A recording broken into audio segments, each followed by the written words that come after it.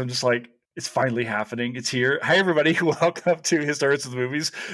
You have not seen the chaos of the last 5 minutes while we've been playing with disappearing video stations. We've got sounds that don't work. Kelsa's here fangirling. She's like, Jason, don't say anything. I was like, okay, totally, I won't. So, hey, everybody, welcome back. We are on episode 7 now of the Franklin series. We've got one more series, and we have new guests today. New guests. I'll introduce you. First and foremost, we have our recurring reigning champion co-host, Kelsa Pellettiere. Kelsa, welcome back. I see all things Franklin in your background. We have returning guest, Michael Hattem. Mike, welcome back for the first time since we did Ray. I also volunteered you recently. I was like, Mike's going to come back for another pod. I don't know which one it was, but I was like, Mike has to go back on. And then for the very first time, unknown to HATM. I have to build this up. Hi, Joanne. Joanne Freeman, welcome to the pod. How are you? I'm so happy. I am good. I'm very happy to be here. All right. I'm so glad to see you guys. Like, okay, so Kelsa and I have been doing this for a while. Michael and I had one of the absolute best pods we've ever had. When we did Ray, I don't know, it's like a year ago now, I think, Mike. And it was, I always tell people about this because that was one, like we were just talking before we cut or before we came on board. Like, we ended up cutting a lot of that because it was like me and Michael having the very first conversation we'd ever actually had for like 4 hours that day. It was like Ray, but also us. It was magic. And then we probably never spoke again. So that's a true bromance. It's like meeting in an elevator and you hang out for 7 hours and then you never speak again because you don't want to break the bubble. You don't need to talk. Like we're not even Gen X. We're like Zennials. We're like that weird. Don't go into the Gen thing. No. Oh no. Oh, stop. I'm Gen Dead. Oh no! No, don't do that. I'm sorry. With all love and respect, how dare you insult yourself in my presence? Gen something. Yeah. You're Gen. Okay, all right. That's all right. Now we have to figure. Oh, listen, this is a high ranking thing. I don't know if you saw like the cuts from last week's episode when we were trying to figure out like which founding father would have had an OnlyFans page. So that was the real high. That was the work we've been doing here on HATM. I watched a little of that. You did? Okay. Oh, no. It's pretty obvious.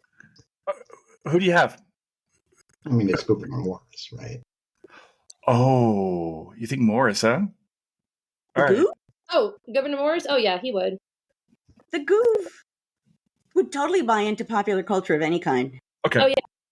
Well, maybe I see him more as a subscriber than having his own channel. Well, that was what we thought on Franklin. Franklin would definitely observe, but he would not participate. Yeah, I could see that. Great. I'm glad that we're just right back into the doldrums of this episode. Just all of a sudden, like keeping it high class here for the last 2.5 years or however long we've been.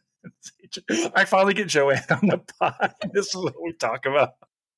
When I was in grad school, I sat in the back of a course on colonial America to see how it was taught, and we talked about what car would the founders drive. So I'm in your zone. I'm with you. All right. Did you have thoughts? Oh, we all had thoughts. And we thought Franklin would have a VW bus with stickers on the side. Ooh, like 1960s, flower stickers on the side. So Kelsa, I bow to Kelsa as the expert. So here's the thing. Because of the jokes alone of how he's a Britishman and then becomes a Frenchman and then becomes an American, he would have 3 different cars.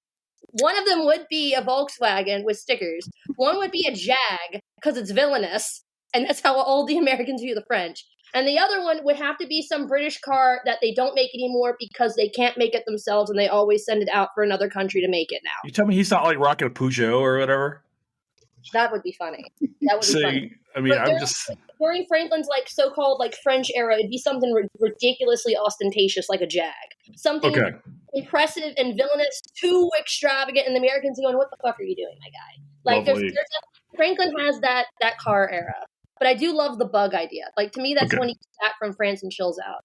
I like that. All right. Okay, so to bring everybody up, we've been doing the series now for, I guess, for multiple episodes, bringing somebody else in every single week to kind of talk and give their own kind of flavor to the series and so forth. So I'm kind of wondering, Michael, Joanne, like when you guys were watching the series, like what are your thoughts on this Franklin series so far? Is it hit your expectations? Have you been happy with it? How do we feel about this so far? I'm looking to Michael. He has a. Michael's named after this podcast. Yeah, that's what. Oh. I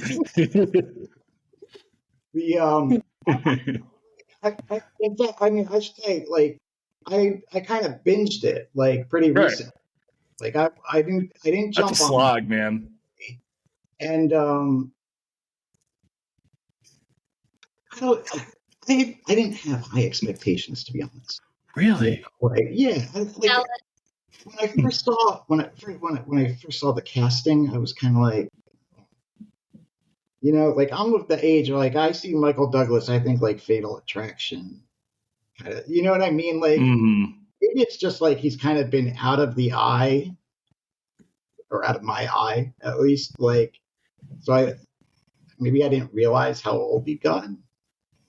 I think that's a compliment somehow, but. Like, yeah, so I wasn't sure that I could see him as Franklin, to be honest. And I forget the guy's name from the Addams miniseries. What was it? Tom Wilkinson. The perfect Benjamin Franklin. Yeah, he was perfect. Perfect Benjamin Franklin. I thought was just like spot on, really. Yeah. And I thought the same for Stephen Doyle, actually. For Stephen Doyle's casting as Jefferson in that miniseries. But so I did not have high expectations going in. I mean, I can say I've enjoyed it. I've enjoyed it so far.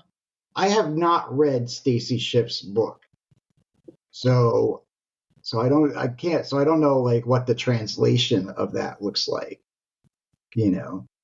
But I've enjoyed it, but I've also, and maybe this is not introductory, but like, kind of like when Hamilton came out, it was kind of obvious in some sense why, or when the popularity hit, why it was popular. This. I think it feels much harder to contextualize to me. It feels more forced compared to when Hamilton. I mean, in terms of, what do you think is forced? Do you think it's the storytelling aspect? Do you think there's something in the perspective that's forced? So for me, the most forced thing, and I feel like everyone's going to agree on this, is going to be the fact that it's Michael Douglas and he doesn't look like Franklin.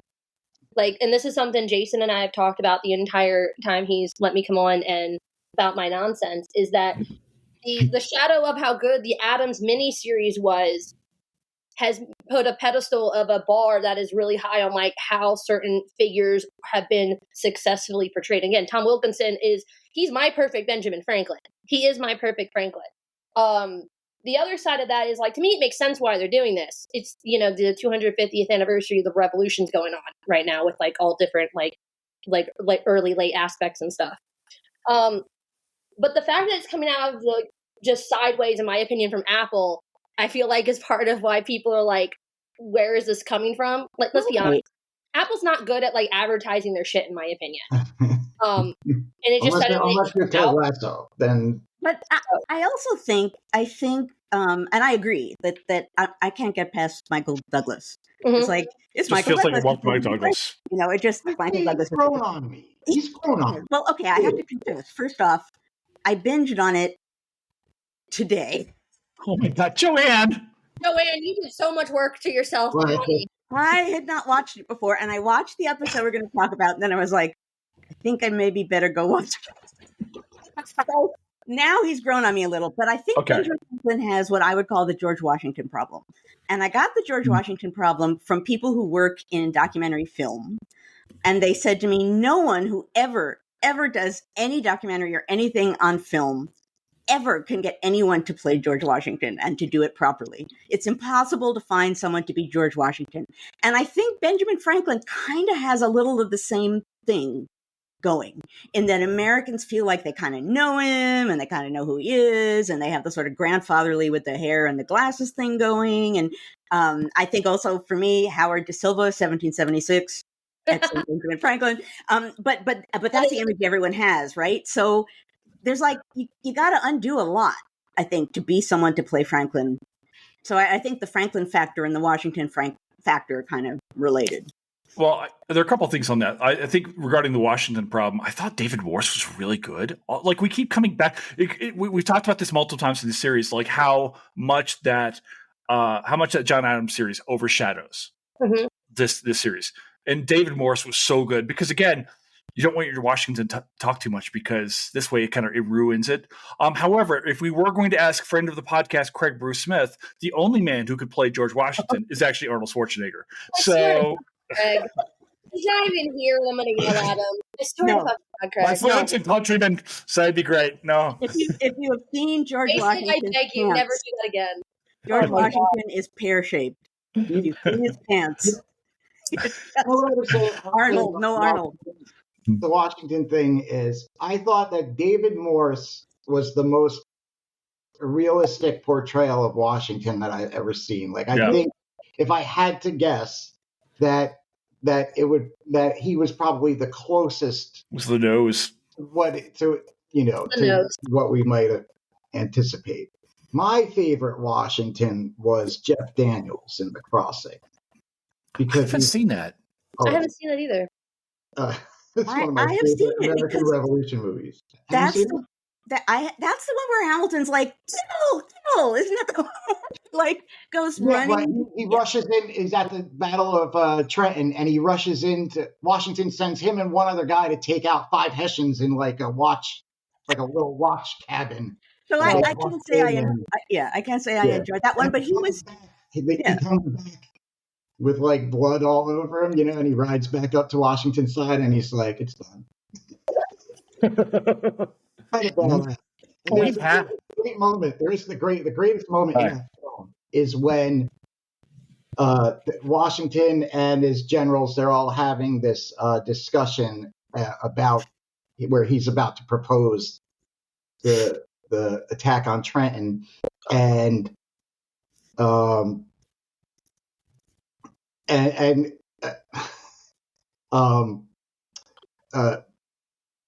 General Gates shows up, and basically Washington lays out the plan, and Gates totally insults him, and it's basically like, "You're mad," And then he tells the whole table, he's like, "You are no soldiers," he says to them.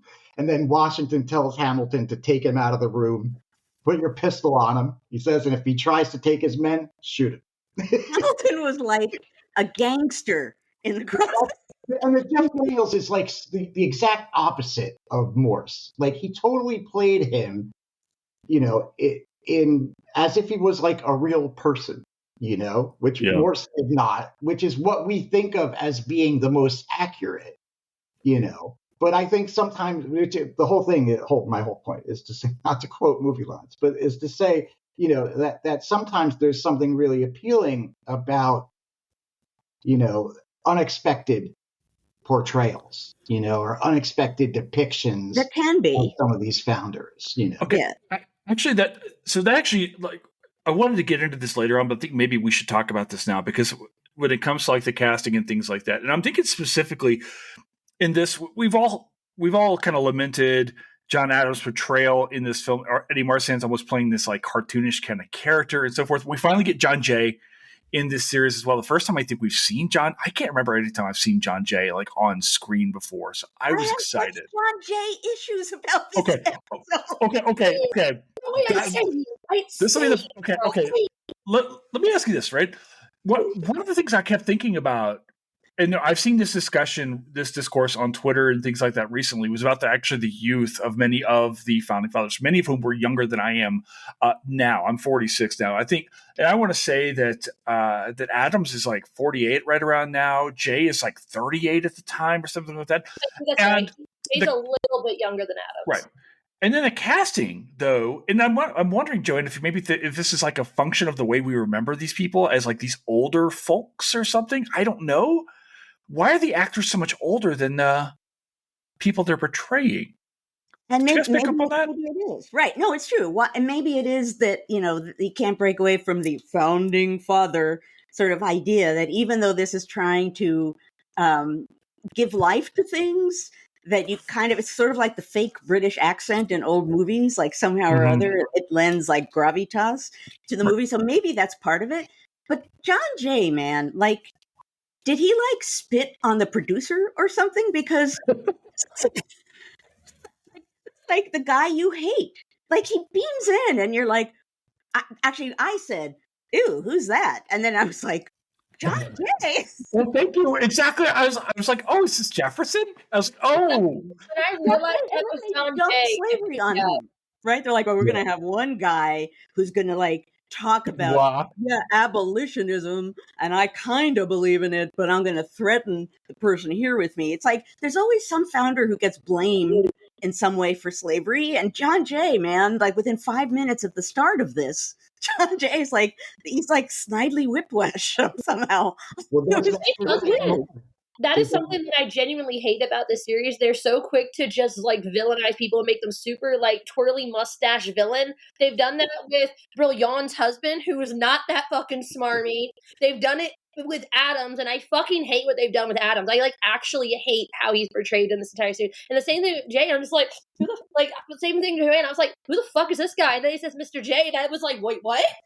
I thought Jay wasn't in here because on the last episode, Jason and I, like, he looked up the cast. He's like, oh, it's not showing any casting for Jay. And I'm like, okay, well, that's going to be really weird on how, like.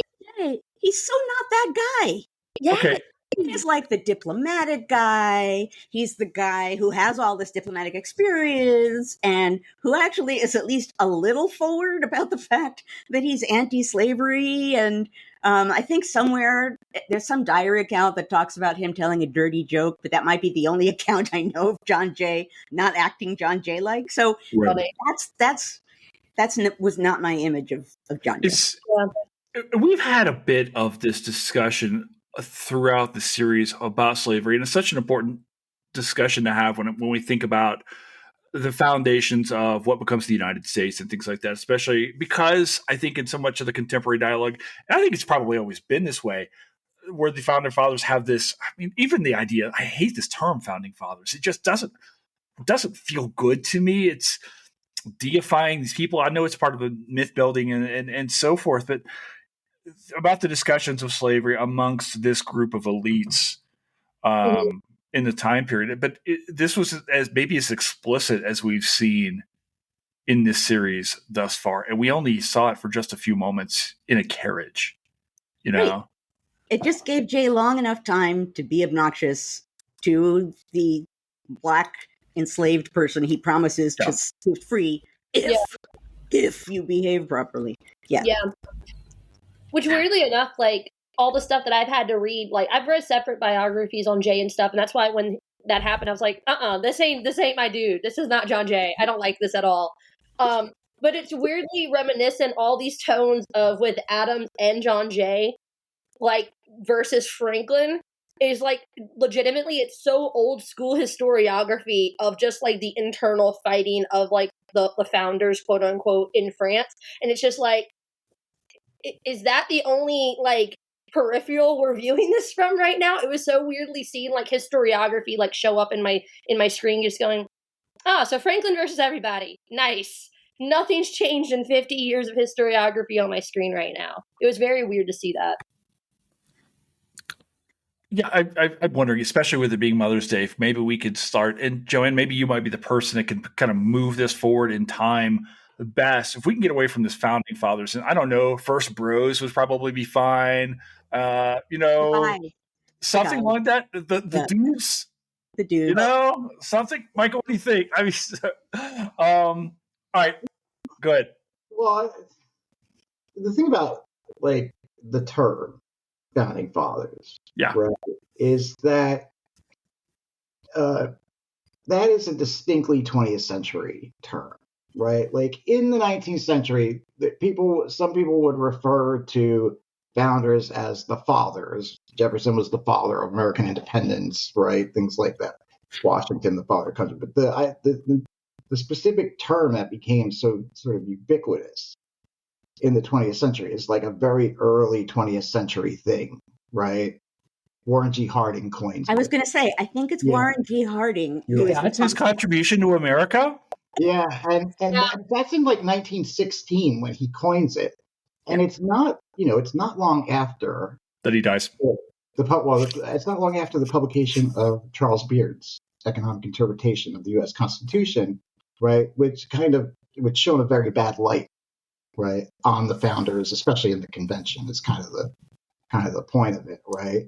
And it's always been my sense that there's a correlation there. There's an attempt to, in some sense, reify the deifying. You know what I mean? I don't use founding fathers anymore. I don't either. It eliminates too many people, and it does just what you said, Jason. It's like, the founding fathers. There cannot be questions. Well, that's part of the point, right? Part of the point of that term is to place them in this parental position, right?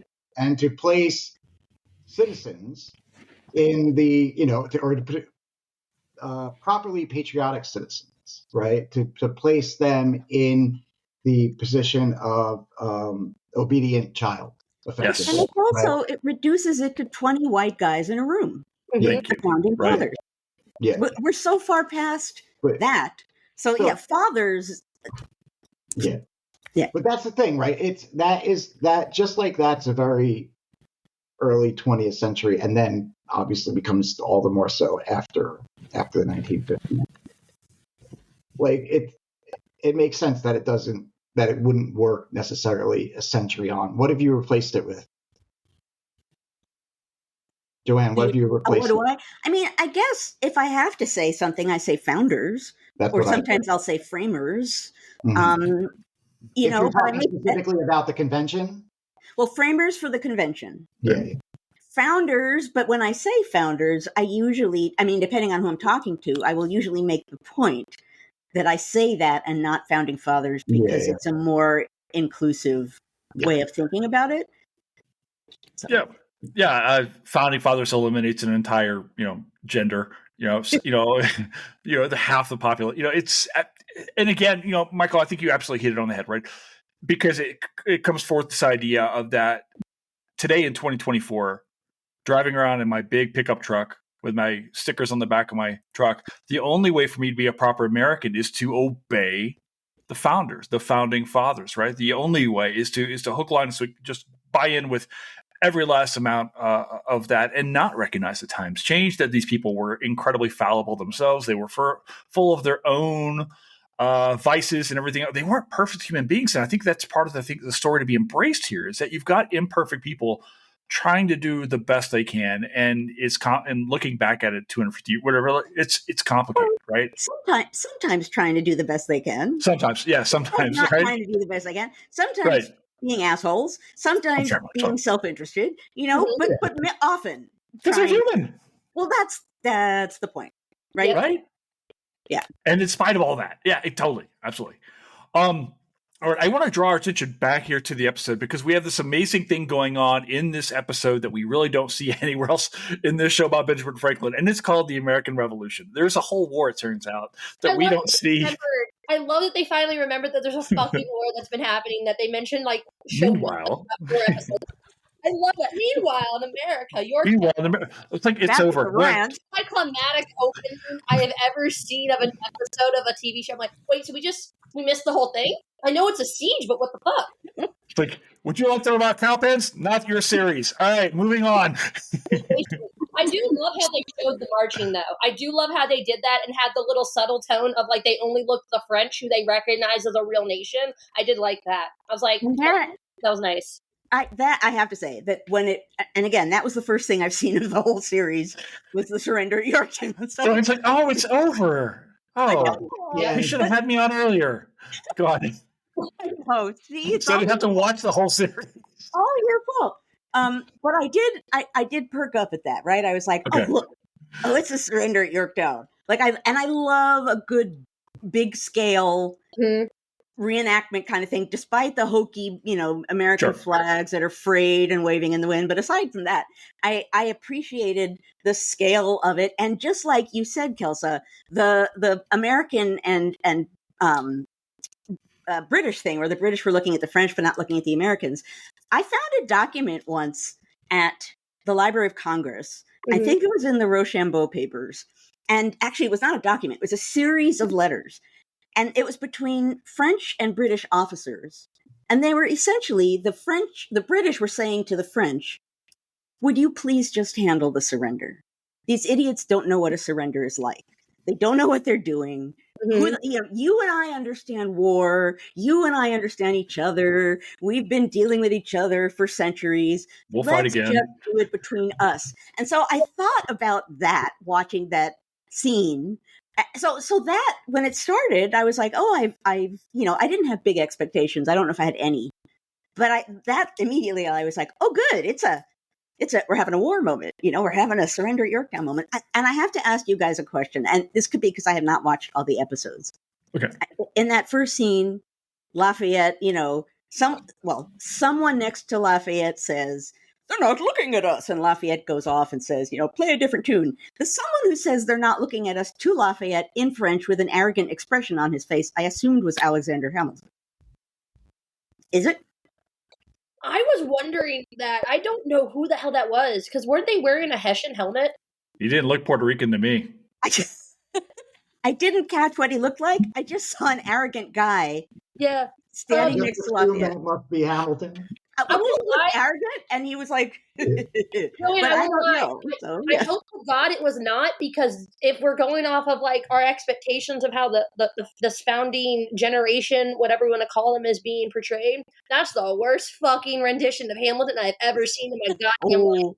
There are bad ones. That was I hope to God it was not Hamilton, because now I'm like questioning everything about that scene. I could have sworn he was plum shaped. Helmet though. Like, oh God, I hope that wasn't him. I hate that. That's it. Don't worry. I'm looking up the painting, but go on. Listen. I am literally someone. I'm in the middle of writing the very first HATM screenplay. I'm not actually kidding. It's on Hemingway. It's him. It's Hemingway goes to Cuba to fight Batista after Batista's thugs kill his dog. This actually happened, except for the Hemingway going back there, and Hemingway's gonna go full John Wick on like 1956 Cuba. Yeah, that's gonna be great. I'm here for this. But, go ahead. Oh no, you're good. But yeah, Joanne, Hamilton has not shown up at all in this series so far. So if that is him, right, I have no idea. But it is where he's standing in the famous surrender at Yorktown Trumbull image. It's probably fan service. Yeah, it's probably him. Yeah, it's exactly where he's. They did him dirty. That's just rude.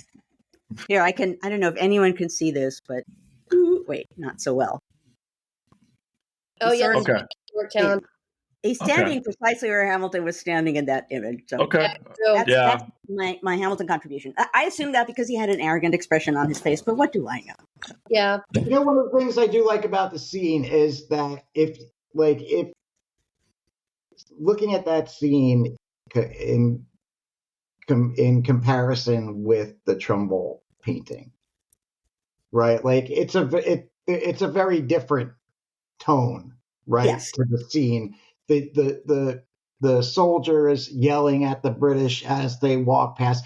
In Trumbull's painting, in all of Trumbull's paintings, right? There's an underlying ethos of honor to the Americans, right? Because it's partly trying to establish that sense, partly because of exactly the kind of perceptions that Joanne is talking about in that letter, right? Mm-hmm. Which Trumbull was very aware of, having been in England and whatnot, and in France for that matter. But yeah, it's also like one of the things that I appreciated just about the Addams series, just in general, was just the griminess of it. Well, yeah. You know what I mean? And this scene kind of reminded me of that, relative to these sort of iconographic images. But here's the thing, and I'm curious also to hear what you guys have to say about this. Okay, so now this is partly this episode partly Paris, right? And you're totally right, Michael, that one of the great things about the Addams series was it was like you could see it was dirty and smelly and nasty, and he got sick. It was, and it was bad, right? In a good way, it was bad. Yeah. Right. Now, what I thought this episode did well, in a way, was the kind of kind of subterfuge of so-and-so talking to so-and-so, and then who do you trust, and I don't know, and what does that mean? And so on some level, I thought it did a good job at that. Yeah. And visually, as far as like getting something of the grandeur of, I don't know, culture in France, the dress, and I noticed at some scene, I think at some point, it might not even be in this episode, there's a table and there's a lady with the ship on her wig, which is very famous.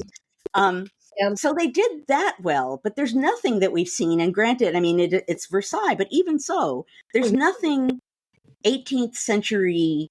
There's no 18th century grit in it, really, is there? So I have opinions on that. I have lots of opinions on that. So first off, I fully agree with you about like the weird, like going back to the surrender at Yorktown scene. It almost felt like, again, like, oh yeah, there's a war going on. Let's remind the viewers that that's happening. And suddenly not going on the same griminess as the Addams miniseries, but it's like, let's copy a scene from The Patriot all of a sudden and just remind everybody that Americans are just ungrimy, unruly, and no respect, and they're just going to start name calling and shit.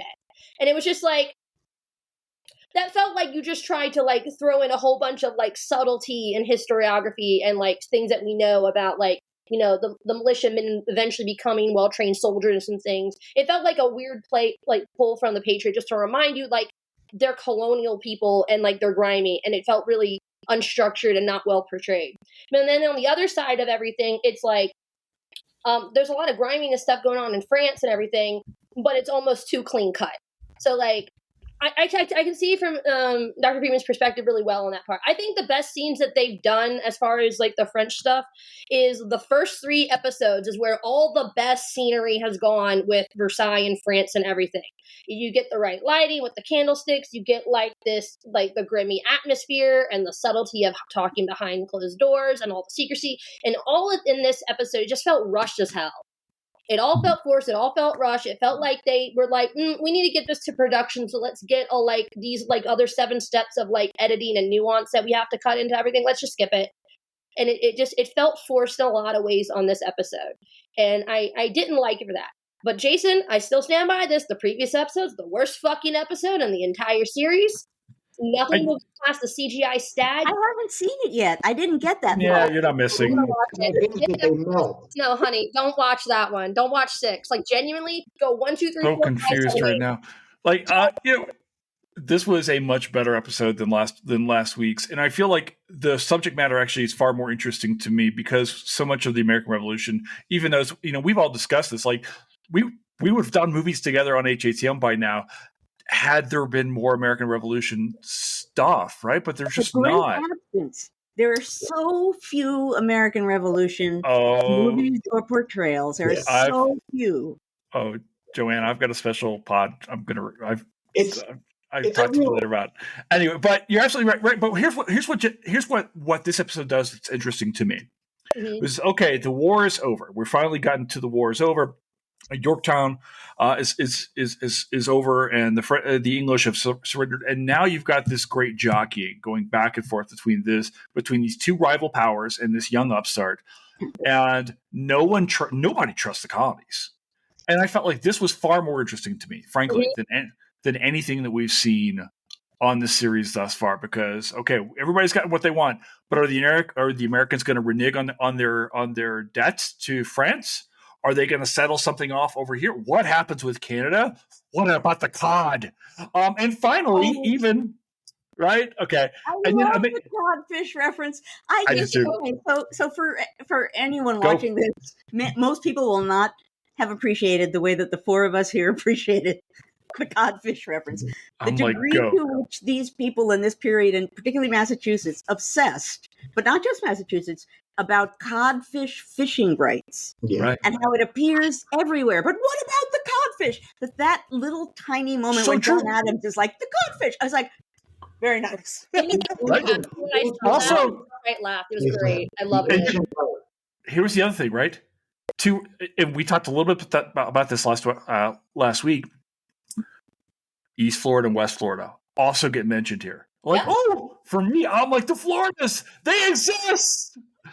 What I love, I was like, four of us having our little history moments going, oh! They remembered that colony. Let's go. I was like, yes.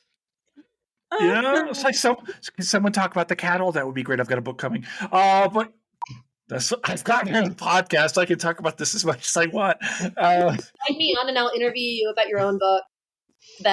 Oh God, I have to writing. It's good. It's fine. It'd be wonderful. So these were real things. So maybe the three of you can speak a little bit to really this. Okay, now the war is over. Now there's this whole other conflict and series of battles that is beginning. We see John Jay is being sent over here to take part in these battles as well. There's a real mistrust between Adams and Jay and Franklin. There's a real mistrust between the English and the French and the Americans. I guess we could say Americans now. We have the United States, right? We have a country, I guess, if we can keep it. Thank you, Jay. You're welcome, America. You're welcome. All right, so you guys want to take some steps here to talk a little bit, and if you're listening in, you guys want to kind of speak to, okay, the war's over. Now what? What are we seeing here? Okay, I'm gonna jump in. There was a pause. Go for it. Go. I waited on purpose. You're from the South. You're from the South, Kelsa. We can't do like pauses. So one thing that I really liked what this episode is doing is, despite the fact how glaringly dirty they're doing John Jay right now, in his personality, because that's just not like, I was like, going back to what we said 20 minutes ago, I was shocked when they said Mr. J. Like, I fully freaked out and suddenly was awake for the episode. I just have to interject, and then you can totally go on. We have like little notes here that I took, and what it says is, you made notes. Jay, a bastard? Right? He's such an asshole. And I'm like, this is not anything that I know about this man. Like, who is this guy? So besides that, and I've already accepted the fact that they've just done John Adams dirty as hell too. Look, I don't like John Adams as a Franklin girl. How dare you? Man, that wrong. Like, that's just disrespectful. They've done him dirty this entire episode in season 2. It's just bad. What I do like about it though is, and again, like, I feel spoiled. It's like reading my MA thesis and stuff for my dissertation, like watching. Just self-plug. It's cool. I am. Thank you. Remember me in the future, publishers, for my fucking book. I'd appreciate it. So it's just really cool watching it play out, of them just very much of this concept of honor and perception of national honor, and making sure they secure their national honor and secure their sovereignty, don't become a satellite state or a vessel of France and everything. And Franklin's like, no, we are owed our debts to them.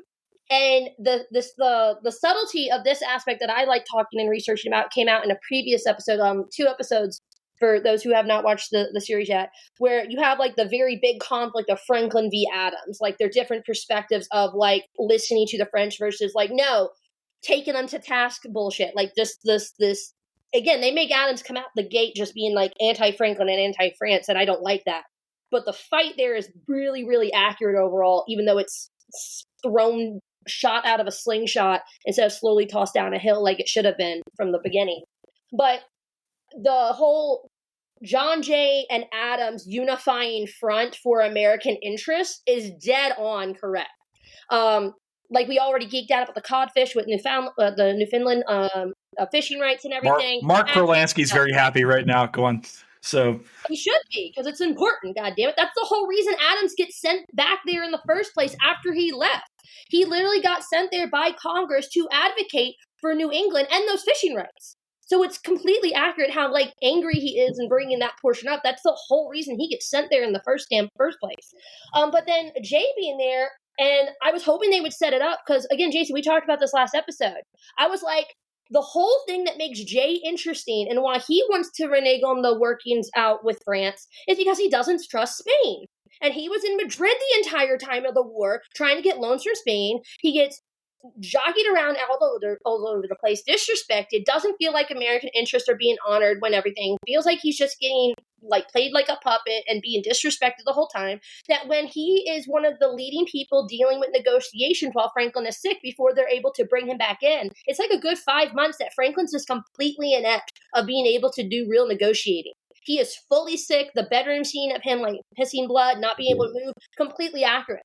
But the turnaround for healing takes a long time. So he's actually not in a lot of these meetings. He gets told after the fact of stuff going on, but even before Adam shows up, Jay is doing a lot of this negotiating behind the scenes. And he straight up tells England, you should probably try to like go in and see if you could like retake the Floridas again from Spain before we settle this, basically. Because he's just so fucking pissed off at Spain at this time.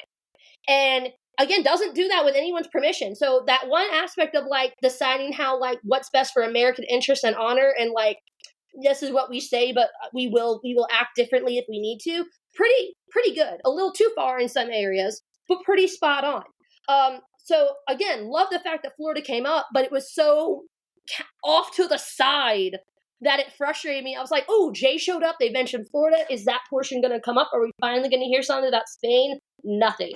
And I'm upset about it. They did mention national honor.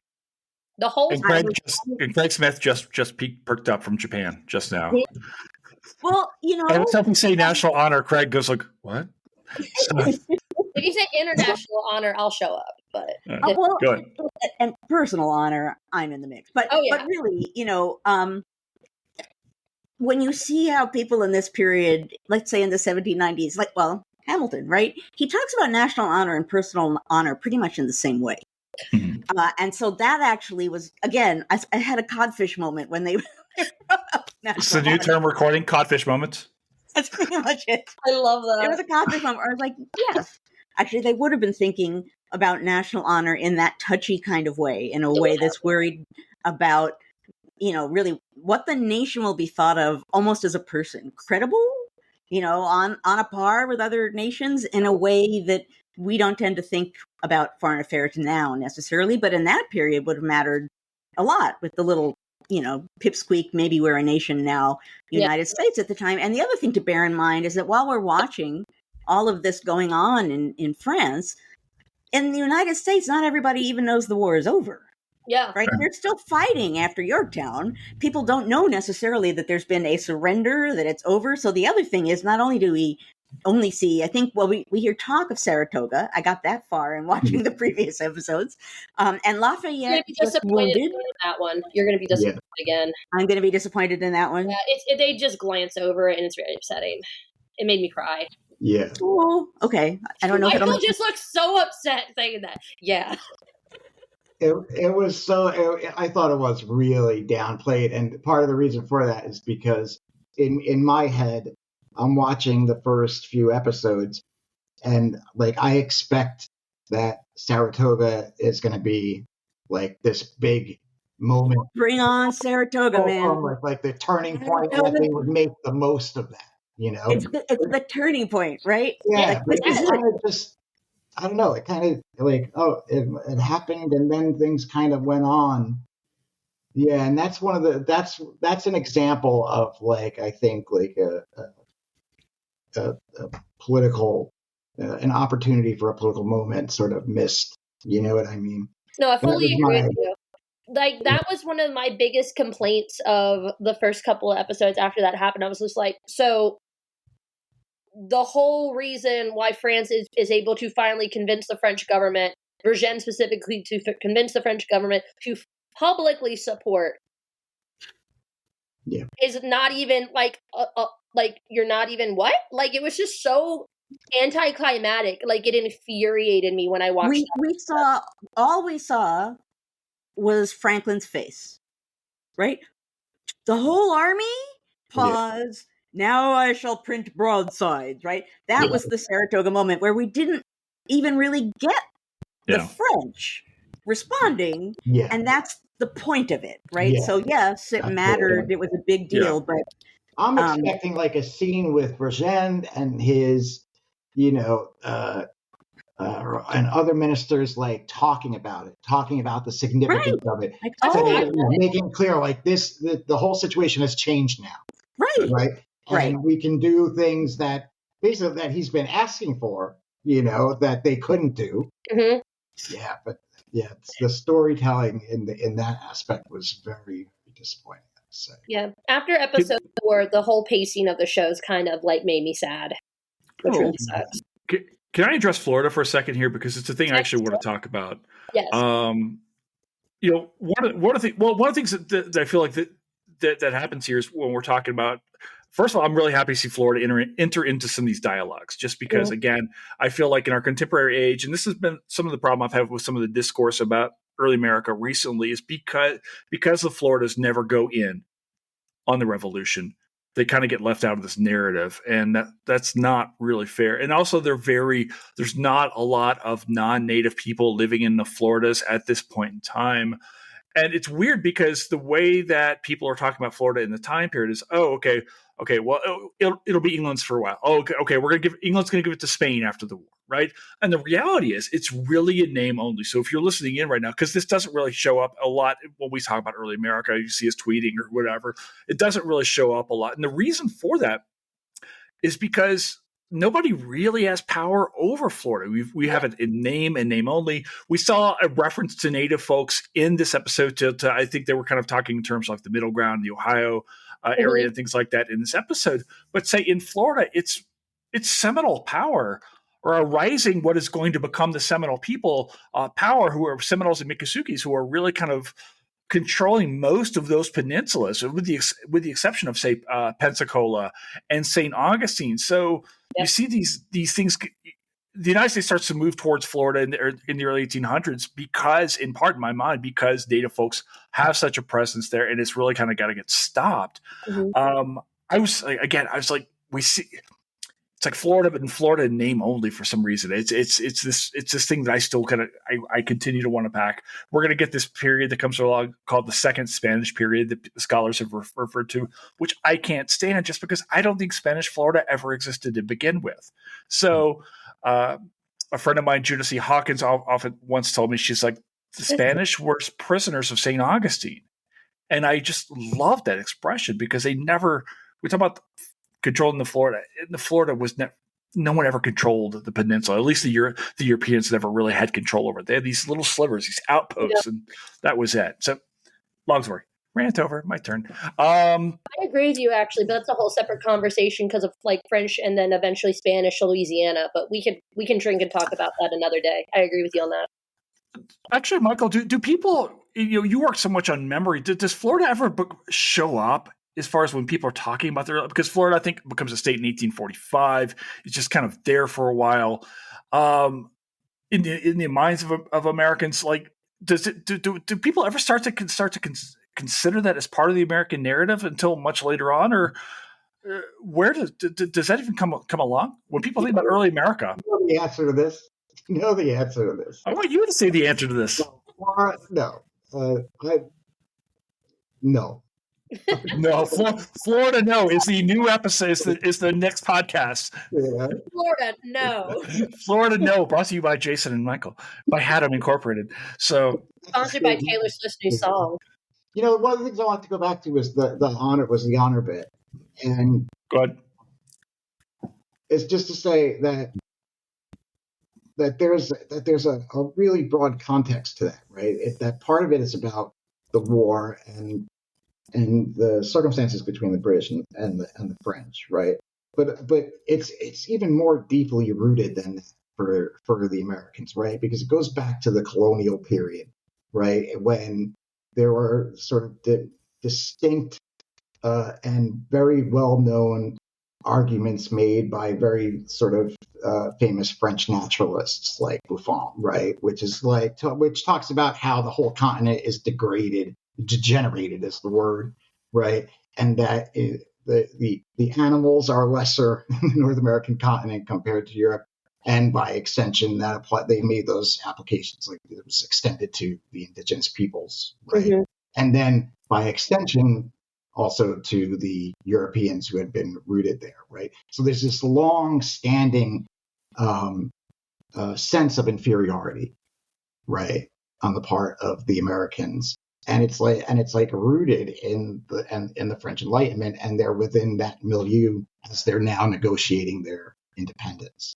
And it's part of the circumstances, but it's also part of the context, this sort of inferiority complex. Mm-hmm. And it kind of does the opposite of what we did when we were talking about different kinds of honor, because the fact of the matter is, when they're talking about national honor, it has that kind of cultural meaning of, are we like culturally inferior? It does have that kind of the weight of a personal meaning that, if we are not honorable, being dishonorable is a mighty bad thing. And then it has, just as far as the clout of statesmanship goes, that matters too. But I think, which is why I had my codfish moment when they mentioned national honor, right? I was like, that's something that really would have meant something at the time, in a way that, to us, it's a phrase or it's some diplomatic thing that people think about. But it was with the, what I want to say, personhood, right? Yeah. Statehood, in the sense that, was this place a real place that existed with people in it that was to be allowed into existence, right? That honor had that kind of depth to it and that kind of complexity to it. And even just the little glance at it, they don't have to, like, they didn't have to include the codfish. They didn't have to include Florida. They didn't, have to mention honor. There are all kinds of things that, when I see them, I'm like, okay, like 2 points. They included that, and I didn't necessarily expect it. And that was one of those moments. Taking off what Joanne said, though, that's the other thing that would have been really cool. Had anything with letters exchange, with like any kind of montage of letters exchanged back and forth between the states and everything with Franklin or anything like that would have been really cool, especially had they done like instead of the shitty episode they had last week, an actual like build up of Adams disliking Franklin and his exchanges with his wife Abigail. All the national honor and personal honor stuff that Dr. Freeman's talked about overlaps so well, because part of my research talks about how she is very aware as a woman in associating people's personal honor with national and international honor, because that's when she starts like her smear campaign against Franklin, like acting seditious because he's being too favorable to France, and then defends her husband's honor towards other people who work in Congress. And she claims, and this is a great phrase, she says, if you would suffer to the influence of women. It's a great line that she says. But like, it's like, again, all of those things overlap. And it's kind of nice to see this kind of, like, this little bit of moment of it show through in all these things. The whole time I'm like, women should be showed up here because they're aware of this too. How dare you? Again, not founding fathers, the founders at that point. Because Abigail is the whole time I'm like, Abigail. There's another F word I'm thinking about here, but go on, keep going. So, well, I'll tell you, the aha moment that I had. It's called the codfish moment. Yeah, the codfish moment. It is now a codfish moment. It is a codfish moment. It's got to be in your book, Joanne. Next book, I want a codfish moment in there somewhere. You have to sneak it in. I will find a way. Thank you. Merchandise. It's a codfish moment. It's going in the mugs. Moment had to do with the printing press. Okay. Yeah, I'm a real sucker for print culture in the 18th century, and you're the only person to ever say that ever. I know. I used to love like Lawrence Roth's old book. It's a very old book with the colonial printer, because it was all about like the mechanics of being a printer, and like exactly how do you do that. And the first place I always go when I go to Philadelphia is to the print shop, And the thing that I liked the most about it was that they made explicit what a physical activity printing was, what a labor it was, right? We tend to think of it. I think it's easy to think of it, as not being some kind of not hard labor for the 18th century, relatively speaking, but like a significant physical labor. And the way that they did it was good. Where Temple is doing it, and he's just saying, I can't do it that fast. And then, Franklin comes over because he's done this probably, a million times, and so that was my sort of codfish moment. It's like, did you have another codfish moment when there was I'm creating a loop with this. It's going to go. No, keeps. It's a thing now. It's fetch. Did you have another codfish moment, Michael, when there's like a slight snub thrown at Franklin about his livelihood. There's a court scene and someone says something vaguely sneering to Franklin about, being a printer, and Franklin says something like, did you mean to insult me or something like that? And I thought the same thing. I was like, oh, it's a printer moment. We're having a printer moment. That was another little historian codfish moment. Yeah, I personally love that episode. I always wanted them to. I personally, the whole time, I wanted to see the British counter propaganda show up, and I never saw it. And I was, that would be cool. Yeah, it would have been really cool to me, or at least see like the French public's reaction to the pamphlets being thrown about. It was funny seeing Beaumarchais getting hit by literally a fucking horse and carriage. But like, it would have been cool to like see how people are reading and reacting to it and everything. I think that would have been really cool, especially because like there's a very subtle moment. The one good salon scene they show, I think it's in episode 3, when there's the portraits and busts of Franklin everywhere. I noticed how they look like Franklin and not like and some of them look like Michael Douglas and the others look like Franklin. I thought that was hilariously like it kind of mind fucked me a little bit.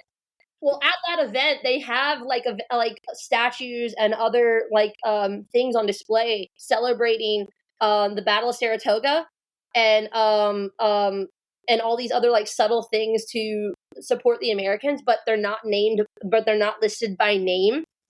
And it's again because it's before the French like recognize the United States. For me, that was my moment of yes, like because I've written about that exact like salon moment.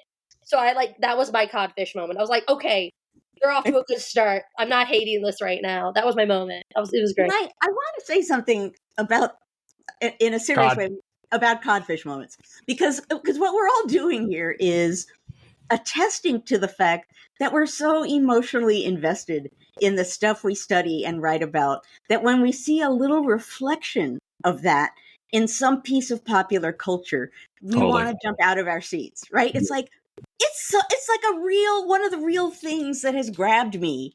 That's what I love, is like watching everyone here have their codfish moment, because that's and we do it, I think, even without thinking. I didn't even say to myself, oh, there's an honor mention. I was just like, national honor. Yes.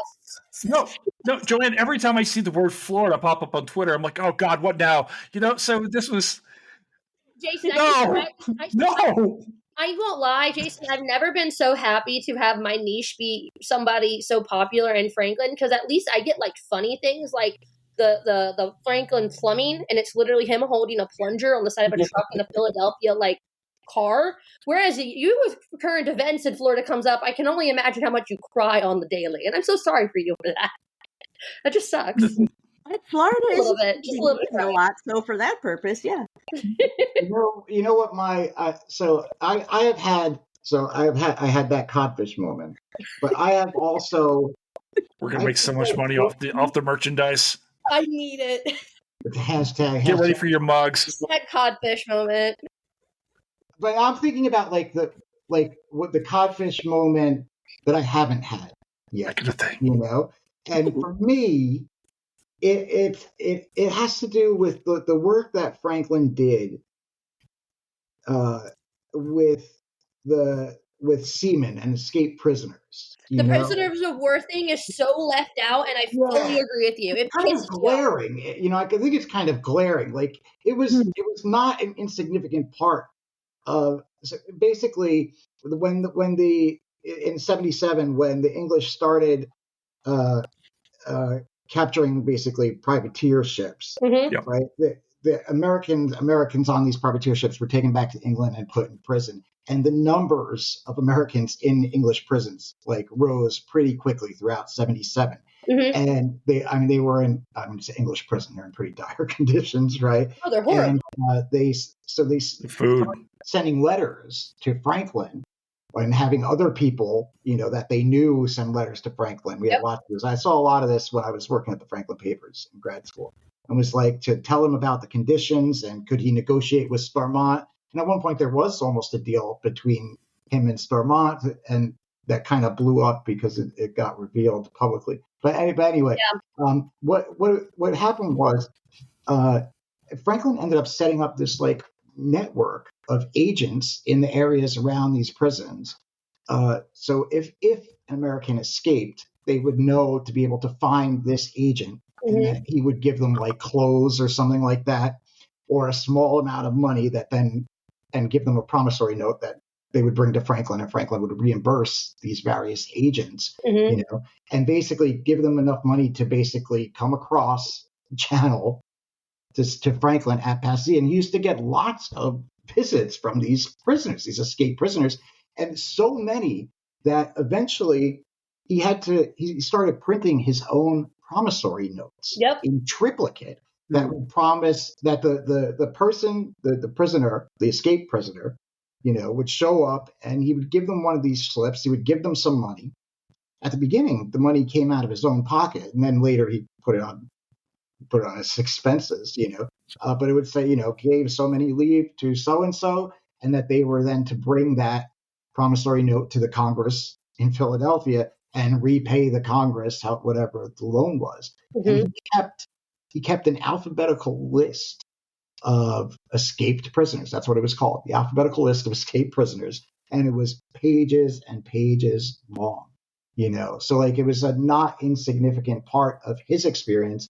And one of the things that I remember, one of the reasons why I always think of this as being significant, is because during the Constitutional Convention, when the debate turns to issues of suffrage and that only freeholders should be able to vote, one of the examples that Franklin gives is these seamen, these escaped prisoners, and how they were held in these horrible conditions in England, and yet they still didn't turn and agree to serve in the British Navy or whatever it was. He's like, and these people, they don't own land, but they have contributed to our independence, and they should be able to.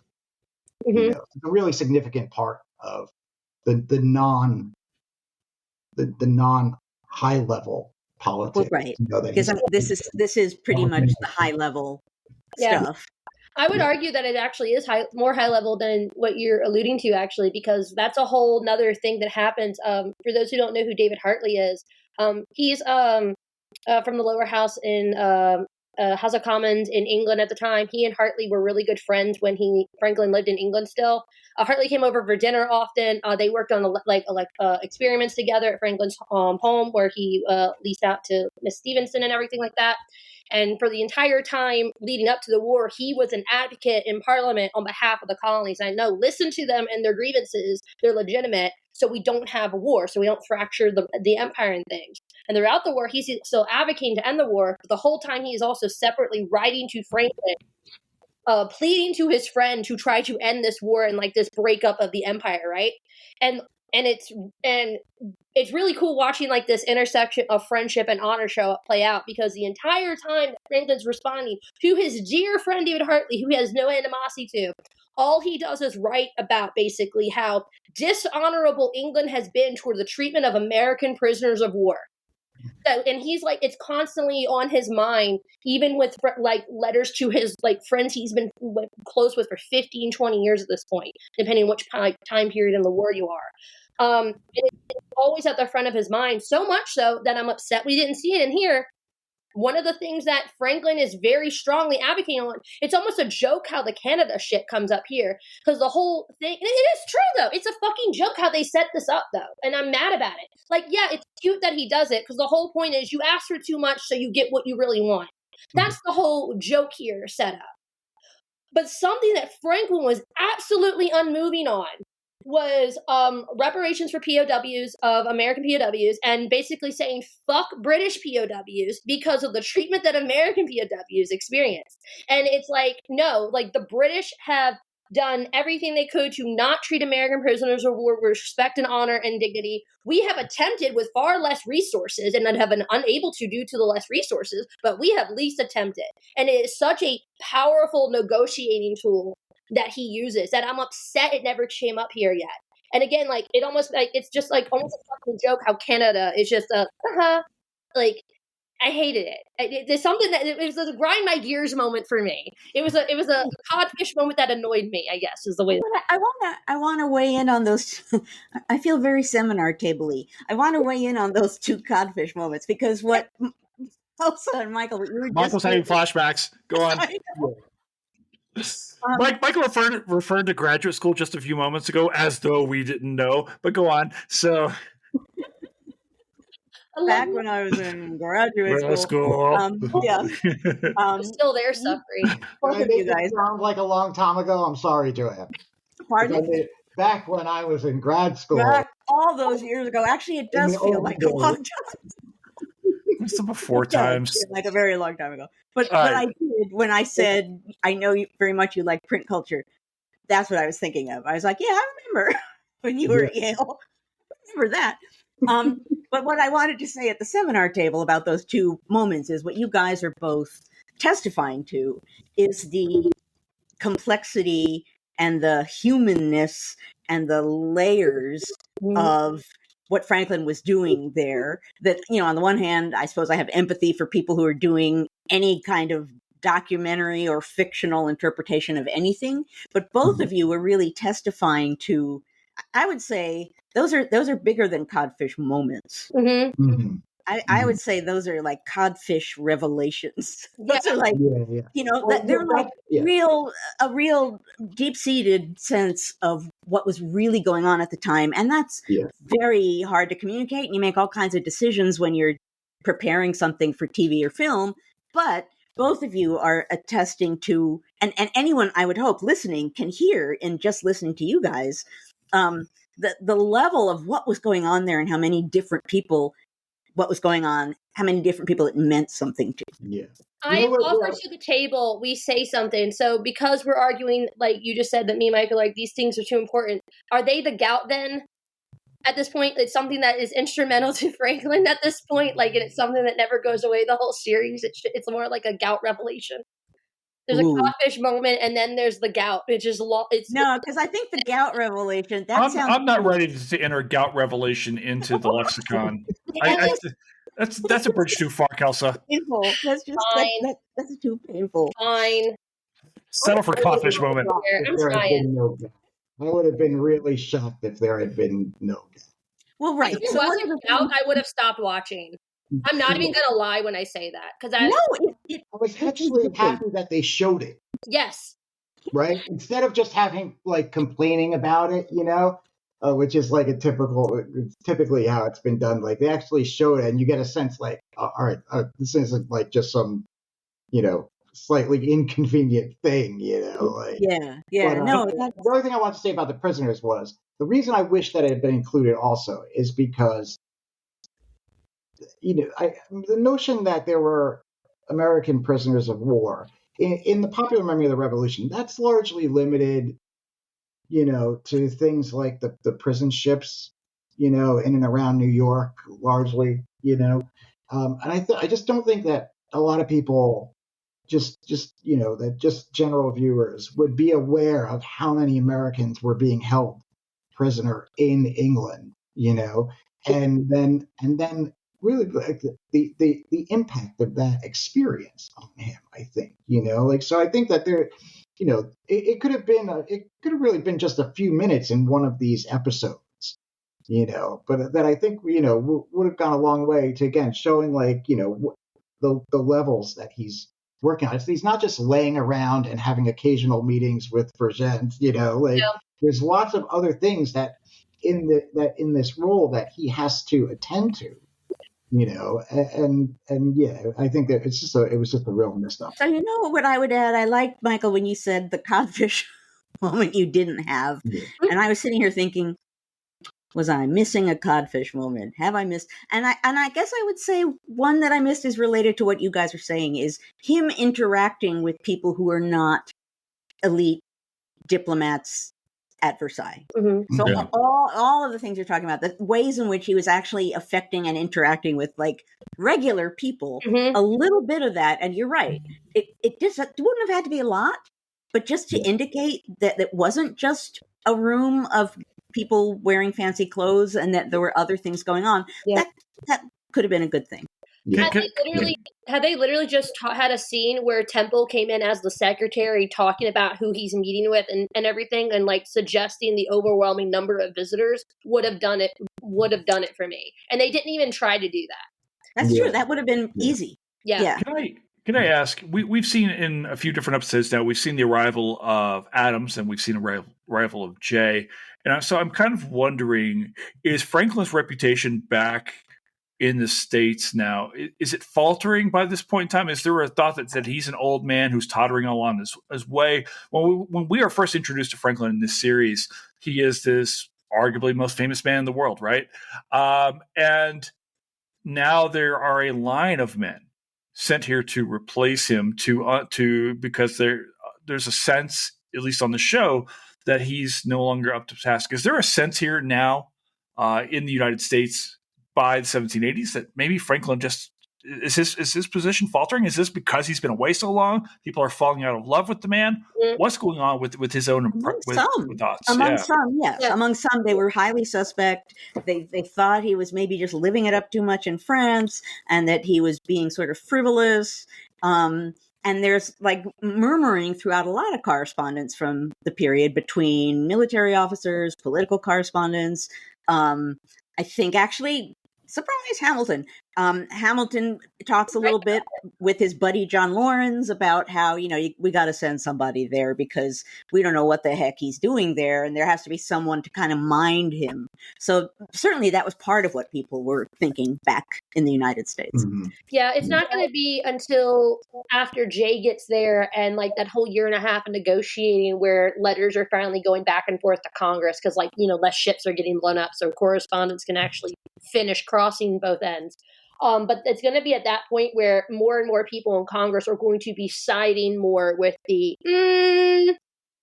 let's lean away from Franklin a little bit and more towards these two people who are more hell bent on the American role and American assertion in these negotiations. And also it's afterwards going to be very apparent where I struggle for a nice way of saying this, because everyone still respects Franklin, but they don't venerate him anymore by the time he comes back. Largely part of that is because he's going to at that point been away for 9 years. Again, a similar thing that has happened when he was in England for almost 15 years. He's disconnected from the colonies there. Well, now he's disconnected from the United States. It's like you've been too much of a Frenchman this whole time in a lot of ways. And when people come back, and after all the rumors they hear from Adams, and specifically Abigail Adams, again, I'm going to shout out my girl because she's literally the reason Franklin gets dragged to hell and back in Congress. It's literally her. She needs her pedestal as much as I love my dude. She's the reason that all this happens. So when he comes back and all of y'all know this, it's very common for people to speculate in land and everything like this during this period. And Franklin's trying to get involved in that as well. And one of the things he's hoping for is to eventually get land and something as a job for a temple down the road. But it fails because he's too European, as this episode is trying to allude to. This is where he becomes too European, clearly, or by training more so than just living in France. But a lot of the efforts out of the stuff that Mike already said, paying for things out of his own pocket for a long time until he's going to put the burden on the United States. A lot of these issues come down after because of how much his reputation has been sullied in a lot of ways of his character rather than his reputation. Because he's still Dr. Franklin, but he's been chilling out too much as far as some people are concerned. They're not willing to put the effort into making sure all this money he's put forward out of his own pocket to reimburse him or reward him with land grants that other people had petitioned for equivocating of their fighting in the war, even though they didn't fight in the war. And this is a whole separate letter exchange he has with people later in life. I want to specifically say in 1789, 1787, when he's back in the States. And it's a whole thing where he's almost aware now, I don't have as much respect anymore now that I'm back. It's a very interesting dynamic, where you see it truly play out once he comes back to the States. And I won't lie, this is a whole other thing that it's something that I'm curious what y'all are thinking about for the future episode. Considering how fucking dirty they've done John Jay, I have no high standards for what they're going to do for Jefferson. Because I swear to God, if they don't do Jefferson in the final episode, that's interesting. I am terrified. I'm thinking of the exact opposite. They're like, hey, it's our boy TJ. It's fine.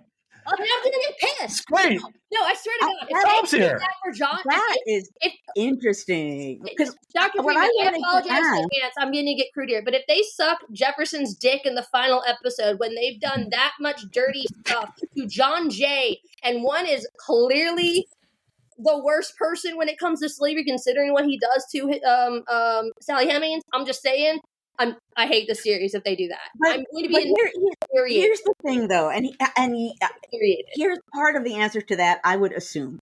Because when you look back at, like, the Addams miniseries or the Addams Chronicles, any show that is centered on one of these people, the people surrounding and him, it's always him, are portrayed through the lens of the starring character, right? So in, like, the Addams series, Hamilton is like, you know, he's like this evil guy. In the Addams Chronicles, a million years ago, he literally wore a black cape and stared in the mirror all the time, right? That was like the John Adams point of view. Wait, so really? whatever happens, pardon?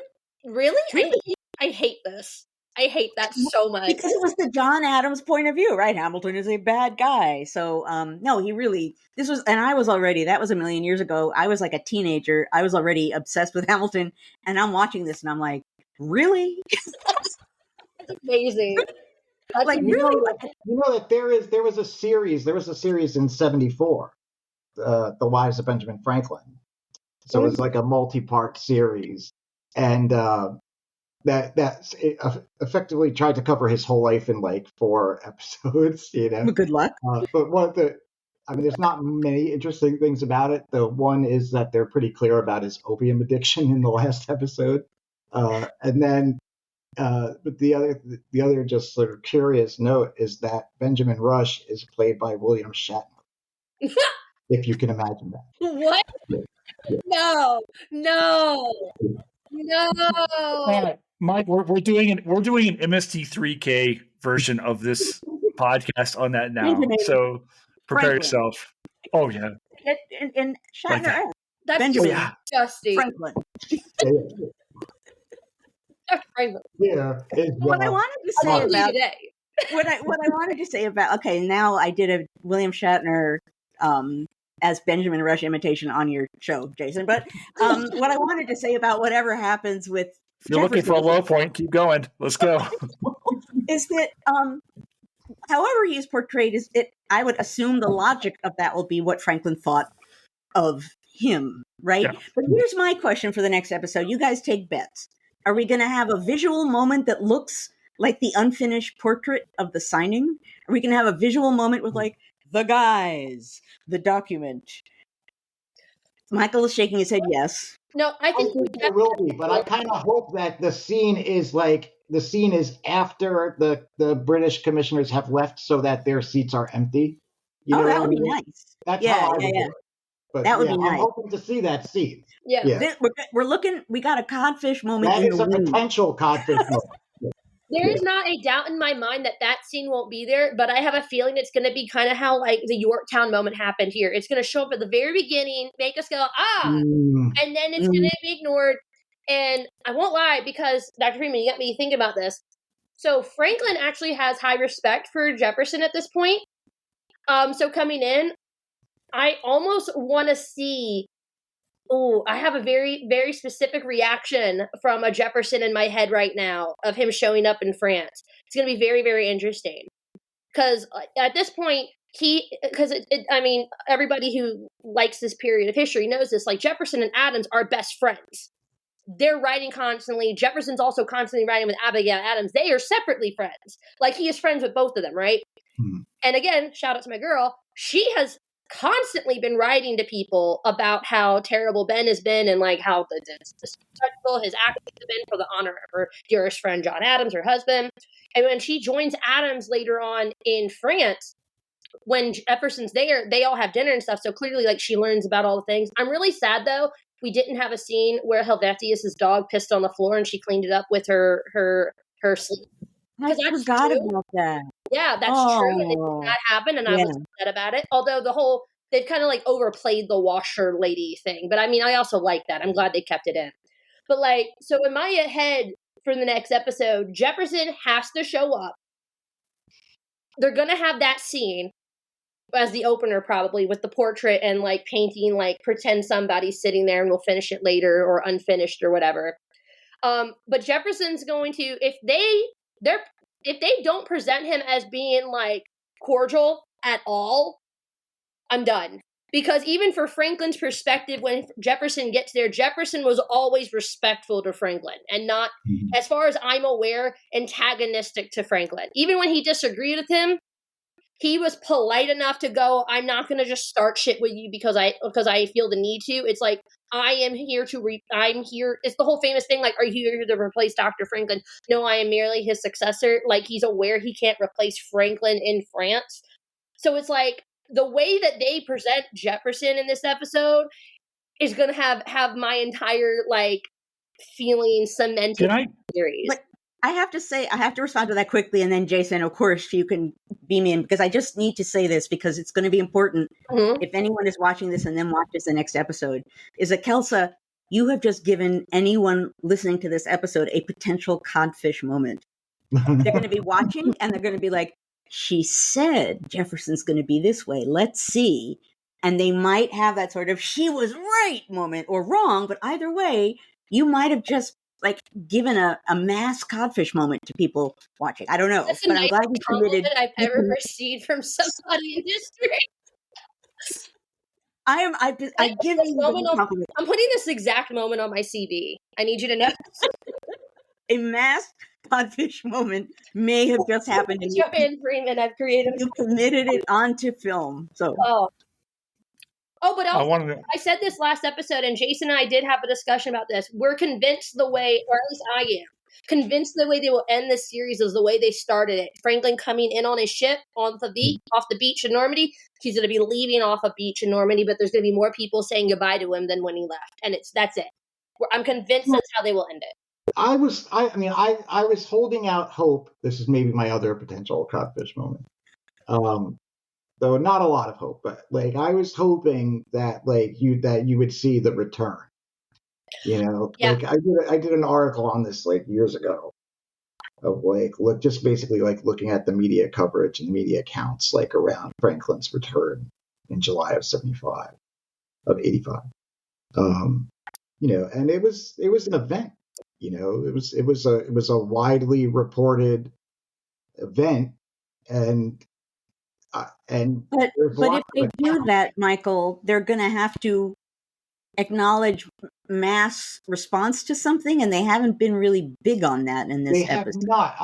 My sense, I totally agree with that. I've had a feeling throughout the series, in some sense, and maybe it's primarily in Paris, but I don't think so.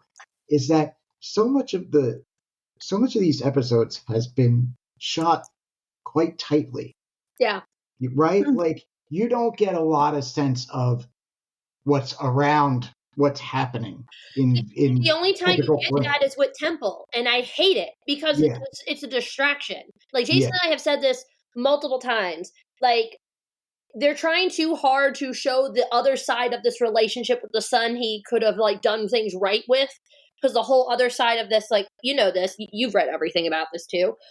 The whole other side of this is like Franklin's personal breakup with the Empire is also a breakup with his son. Yeah. Like his most trusted, his most personal, most person he loved most in the world. Yeah. And then it's like the flip side of this story is like the trying to show like him almost trying to fix it, but not really shit with Temple, which again, I love the actor. I don't like this actor playing Temple. He is not smarmy enough and he looks like a child the whole time. And I hate it. He looks like my 12-year-old brother, and I don't like watching that on screen.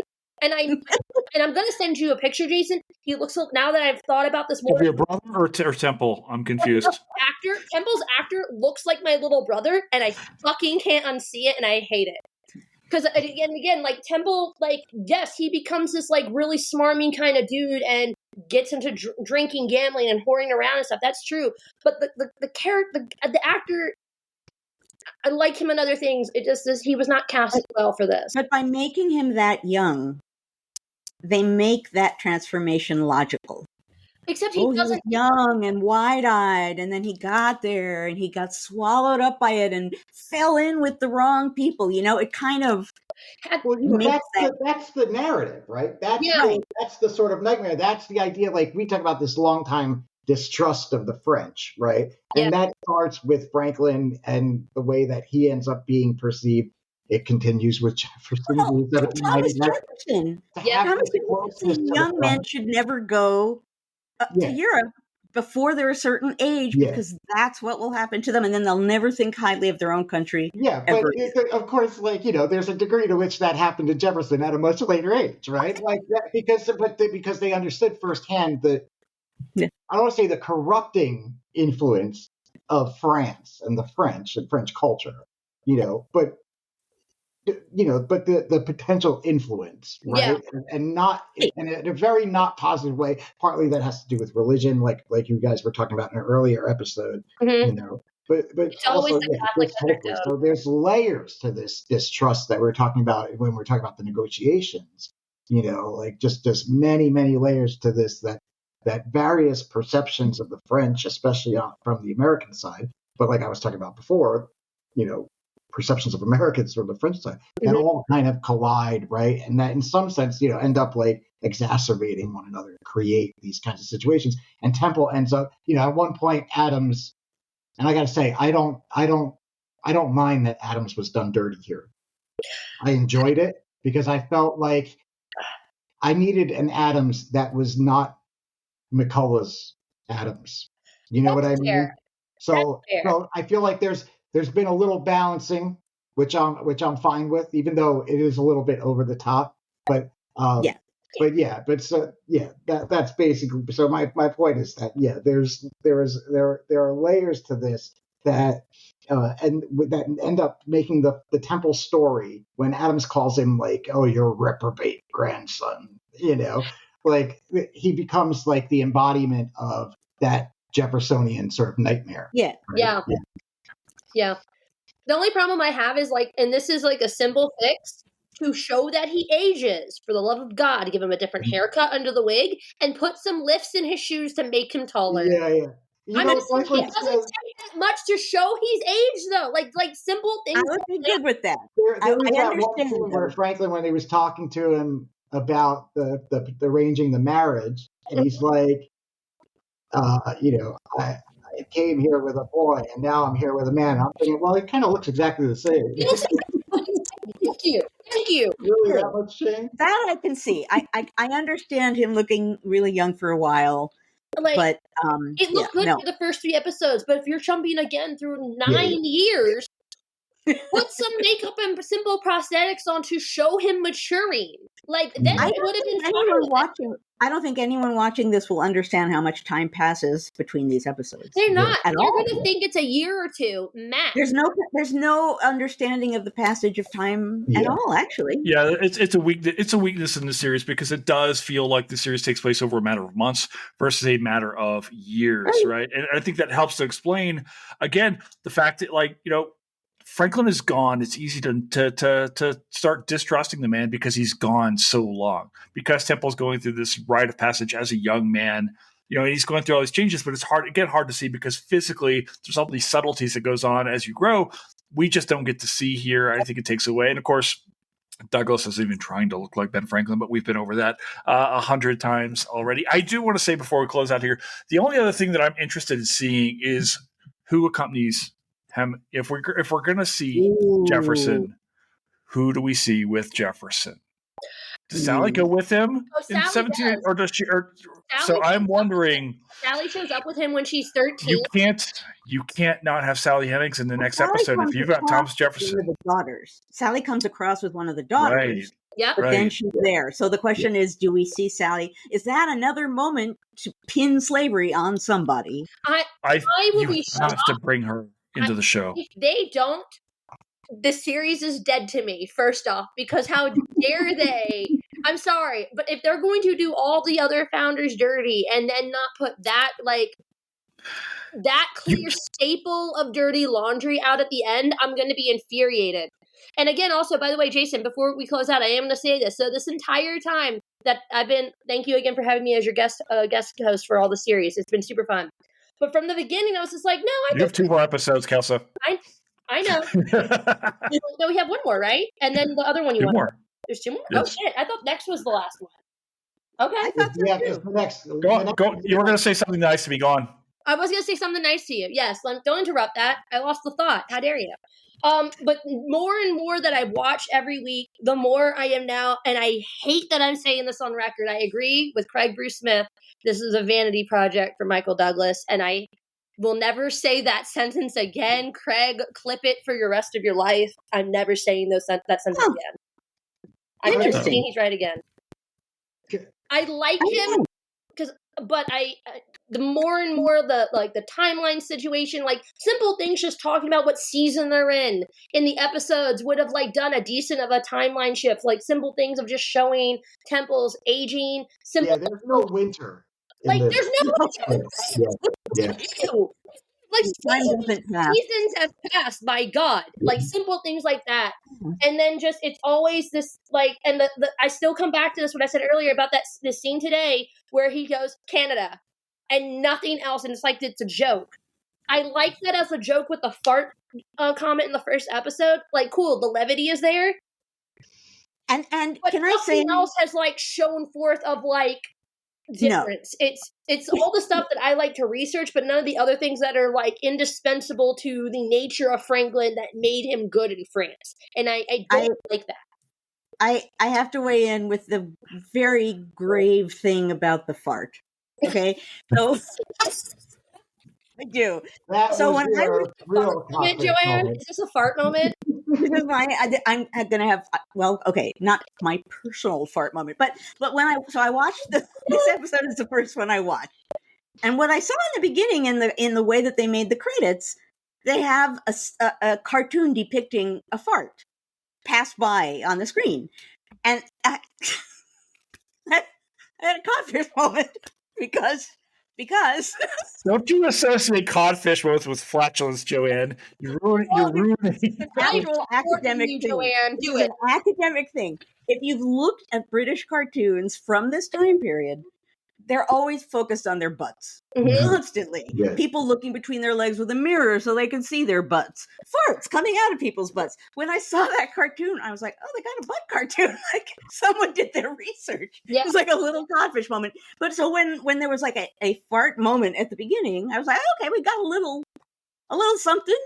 A little sort of Franklin in the sort of biological, night air is good for you. It's good to pass. I that is something I will say. I am all about like getting to like the show and watching it. When I do finally watch TV, I have watched the opening credits every time because I enjoy the opening credits music and scenery. There's a case that the opening credits are the best thing. They are. Hands down. And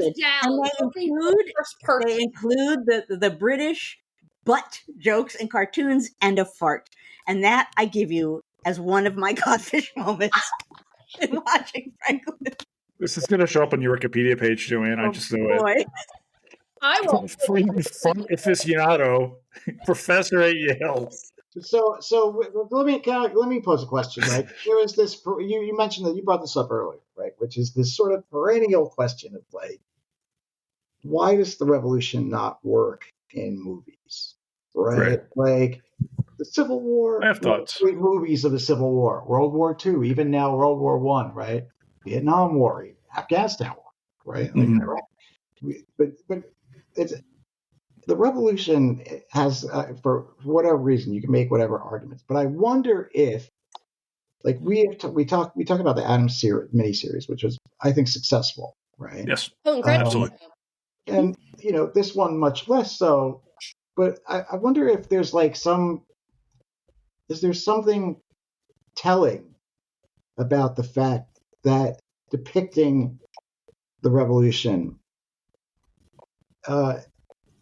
can work in a mini-series format as opposed to, like a single film.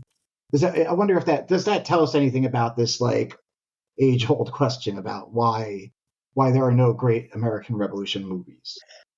And I don't care what Craig Bruce Smith says about the Patriot. Wait, I need to now bully Craig. That your phrasing implies that he likes that movie. And he loves that movie. He loves that. Craig, we've done that podcast. Yeah. Craig unequivocally loves that film. Oh hell no, Jason! I need you to have me and Craig not from a. Let's be clear, not from a historical. Okay, I can get it. No, but let me say something. It's not the answer to what you just raised, Michael, but I just finished teaching my American Revolution lecture course. Like I literally sent my grades in yesterday or the day before. I saw you were doing that. I remember. Yes. My TA, my former TA. So I've taught that course every other year for like 26 years.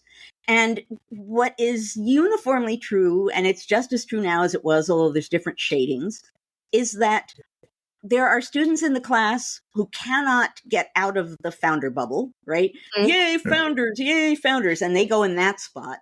There are other students who are in a sort of, I don't know, I don't like the founders bubble. And the fact of the matter is, they come into the course owning a version of the revolution. Yeah. And you have to wrestle with that in talking about it and teaching about it and reading about it. And the whole course, for me, is to get people to look at people as people and to get them out of the bubble. But if you're doing something on TV or on film, everyone watching it, because the revolution in a way that other wars don't, really, obvious to say, it's the founding, right? It's like the touch ground kind of moment for American history. Yeah. So there's so much bound up with it. I understand why it's hard to do, because it's a tricky thing to find that balance. And I don't know if it's been done successfully yet. Yeah. I think you're absolutely right, because what you're dealing with in this regard, and sorry, Mike, I don't want to talk over you, is again, the mythology of a nation, right? Because you're not talking about George Washington or Alexander Hamilton. You're talking about gods here, for the same reason that we don't see films that are largely about Greek gods and things like that. They're almost too big and too heady to understand. You can do a series about Band of Brothers, because these are men you can relate to who come from different places and so forth. And there's a collective thing. You don't think you could do like a Band of Brothers that's about the Revolutionary War? Like you couldn't do a movie that follows a specific Nathaniel Green. You couldn't do the Massachusetts 15th. You know what I mean? Like there have to be ways to do it. And I think I don't understand why people seem like to just have no. You know what I would like to see? I have an opinion on that, if I can jump in just real quick, Jason. So here's my thing. It might come to you because, like, out of all y'all, I'm the current grad student here. So, like, I'm coming from this level of, like, what would I feel comfortable writing? Like, this is something that I get constantly told. Like, unless I can back it up, don't say it, right? There's something that comes with saying, like, can we even write this story if we don't have enough sources about something? As much as, for example, I would love to see the American Revolution version of Glory. Like, integrated, like, military units fighting.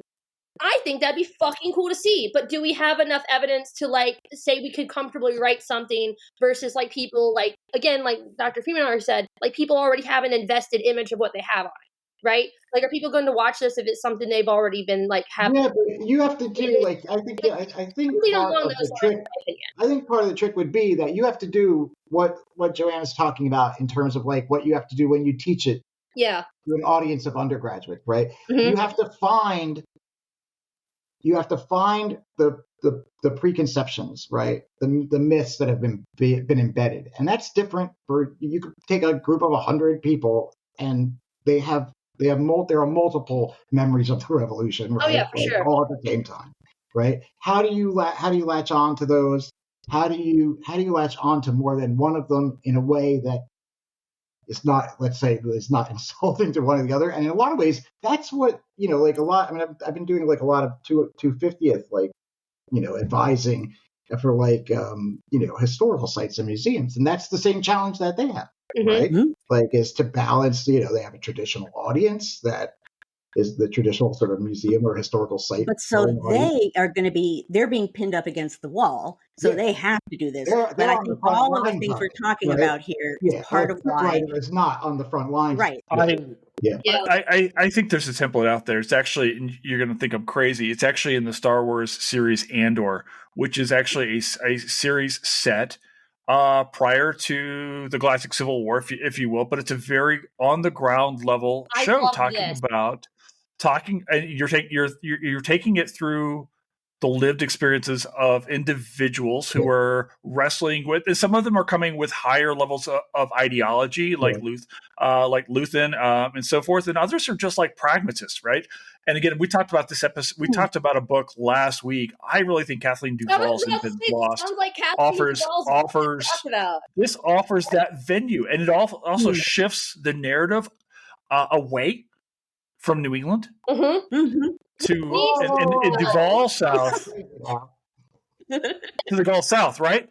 I think those are ways you tell interpersonal stories about a human life during the Revolutionary era with the Revolution as a backdrop. And why people choose to go to either join in or not join in with the because the thing is, like, the thing that's always fascinating to me is, why would you ever join the state? Why would you ever rebel? You know, I mean, it's like, this is such, to me, I look at this and my ancestors fought on the part of the Patriots during the war. I don't know. But that's interesting, right? Imagine if you go far, not very far back in time, but far enough that you're not like front and center in the American Revolution, and you do a series that has to do with the choices, like the way in which people are being confronted with that choice of where do they go and what do they side with. This is not an easy decision, right? What I've wondered is, like, that it's been so, I think part of the reason that, like, Civil War movies, World War II movies are so popular is because they're about an idea, right? Like, beat the Nazis, right? The other, or for the Civil War, right? Is end slavery, right? Sure. The revolution is not about an idea; it's about many ideas. And I wonder, like, that has played a role in it sort of being very hard to sort of translate. But the way that you get around that, or one of the ways to get around that, is this sort of, to root it in, like, lived experience. You know what the Revolution movie I would like to see is like the Joseph Plum Martin narrative, follow a soldier. An average soldier. He's there at all, almost all of the major battles throughout. You get a sense, he's the Zelig, distinct sense, like, why he goes off to join the army in the first place, why he goes, right? You get, and it doesn't have to be like, the Joseph Plum Martin story, but like, that kind of thing. And I have to say, I think when I say that, it's two different things to say, or two potentially different things to say, to talk about a movie about the American Revolution and talk about a movie about the war. Right. I'm not trying to, like, John Adams it, but, like, you know what I mean? Yeah, but there's credibility, John Adams, who was in the minds of the people before a shot was fired. Yeah. But, like, that's the first part of that. I get why that has never really been successfely depicted, but the other part, when it comes to the war, like, it seems like we should be able to do. We should have been able to do that. We should be able to, but I 100 plus years that film is. And unlike the person who made the first film about the American Revolution, you wouldn't have to worry about being imprisoned for treason. Well, that's true, but I do think the very things that we're talking about here are part of why it is not quite the American Revolution as a war in American history is different, has a different status, and it can be done. I think it can, but it's going to have to be done with historians weighing in not on the picayune details, but on historians who have been with people, Americans all over the place, who talk about and understand the revolution or don't. And a historian who can say, Americans tend to think this or they tend to think that, and what the revolution's really about is oomph, right? And then the filmmakers can figure out how to put oomph on film. Don't worry, this whole HATM thing continues to gain steam. We're gonna see about that one day. Well, so have some oomph in the cabinet. Oh my gosh! All right, guys. Well, we've oomphed now for almost 2 hours. So I know, right? Oh my gosh, I can't thank you guys enough. I've been smiling so much just because I get to hang out with my friends today. And Joanne, like this you know this. I don't think we say it enough. This whole HATM thing doesn't take off without you just like losing your mind the very first night. So happy, Jason. No. He's You've been so much every single time that he blames this on you, and he smiles every time he says it. I totally love the fact that I watched National Treasure and lost my mind, and people watch me lose my mind, and that helped you start. But I want to point out. I blame you. Go ahead. I take blame. But I also want to point out, as we're closing here, this is we started out talking about generations. A very nice loop back. This is multi-generational. True. Someone senior, some in the middle, another point in the middle, someone who's still actually. Mike and I are both X, so just so wait, like just forget about us. It's fine. No, but I get to the middle. All four of us. I love this. I love this. I think that's a great thing. I've been spoiled here today. This is really cool. Yeah, I've been watching Kelsa navigate between calling you Dr. Freeman and Joanne the whole time. At some point, you can say Joanne. Joanne's okay. I know. Wait, I didn't get her permission to do that. Like the grad student moment hit me. I didn't ask if that was okay. Totally from now on, I'm Joanne. Okay. No. When I see you in person, I'm going to be like, Joanne, sign my book then, and I'm going to not fangirl. To be fair, no one has ever called me Dr. Herbert on this podcast, so I'm just pointing that out there. So maybe one day. All right, guys, you guys are awesome.